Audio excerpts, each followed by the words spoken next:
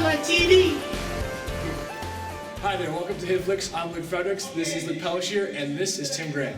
Today we're talking about the newest Star Wars movie, Force Awakens. Okay, so guys, what do you think about the movie? Did you like it? It's great. I mean, it was okay. It was okay. What do you think? It's a very unique movie, very artistic, had a lot of action to it, had a lot of more comedy, trying to get more of a recent modern age. Do you think that they're able to balance the nostalgia with the new characters? I think they did it better. I think it was better than the original first 1, 2, 3. How they did it was more in CGI. But this one they combined a lot of CGI tricks with some of the storylines from the original trilogy, which made it more of an appeasing to fans out there. What did you guys think of Luke's role in the movie? What I've heard from a lot of people is that they say that if Luke was in the movie, he would have taken up too much of the limelight. And I have to agree with them that, I mean, he's the pilot, he's the Jedi, now he's going to be the mentor, he's already been the apprentice, he's already been through training. We'll talk about that in a minute, okay? Rey is his daughter. Okay, that's fine, we'll go there. Spoilers alert! If you want to go there, we'll go there. So, yes, a popular theory has been that Rey is in fact a Skywalker, and we obviously don't know this for sure just because it hasn't actually been right out there. But there have been a few clues, some of them being the fact that Rey is able to wield the lightsaber, and not just her ability, but just the fact that she gets the lightsaber. And you hear, her name escapes right now, the little shriveled up raisin lady. Correction. I later found out that the name was actually Maz Kanata, so yeah, there you go. I don't know. No idea what she's Little raisin lady.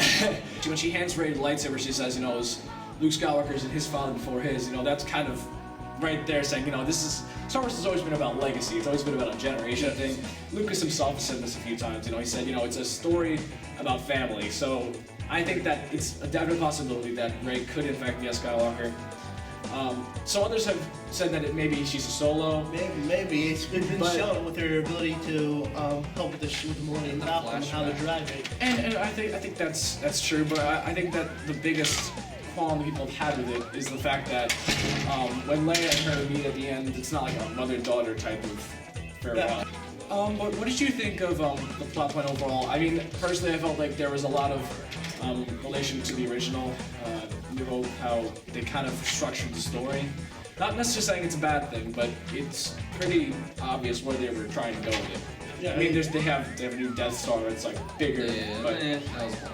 It was very one of the biggest things. One of the biggest problems I had was the fact that they just kind of took out the Republic without us never really knowing much about the Republic. Yeah, it was just a rebellion. I mean, I know that people are worried that just like the prequels, they would get too much standing up in politics sessions, but.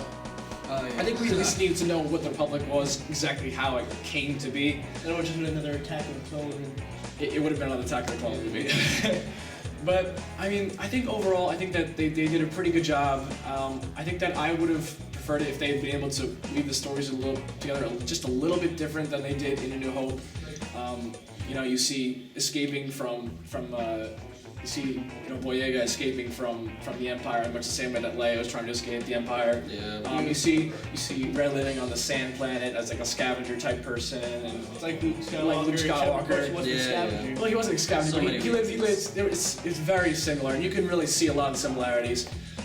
Even Kylo Ren, his fall, just like Anakin. His ugliness, like Anakin.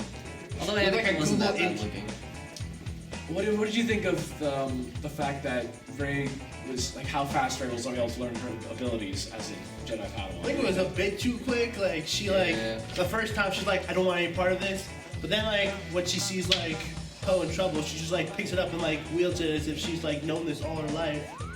Even though she hadn't fight or flight stimulus, I think. Yeah. Stimulus. I think that they developed. Fight or flight. Yeah.